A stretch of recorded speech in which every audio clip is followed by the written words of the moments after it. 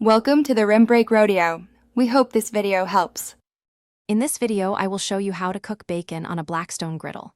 First, preheat your griddle to a medium-low temperature, ideally between 300 and 325 degrees Fahrenheit. A clean surface is key, so ensure it's free of debris.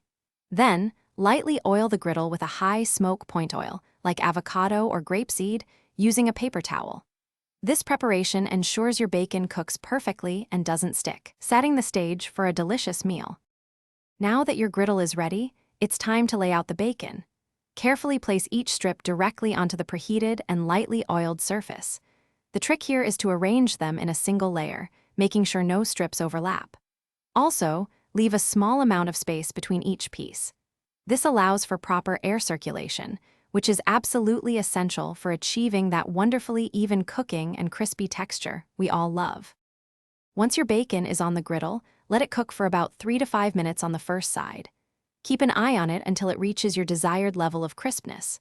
Then, using a sturdy spatula or tongs, carefully flip each strip over to the other side. Continue cooking for another 2 to 4 minutes, constantly monitoring to prevent any burning. This ensures even browning and that perfect, consistent crispness throughout every single piece.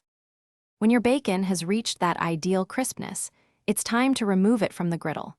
Use tongs to carefully transfer the cooked strips to a plate lined with paper towels. This step is important as the paper towels will absorb any excess grease, leaving you with perfectly crispy, less greasy bacon. Serve your delicious griddle-cooked bacon immediately as a fantastic side, or add it to your favorite breakfast dishes or sandwiches. Thanks for watching. Consider subscribing if we helped you.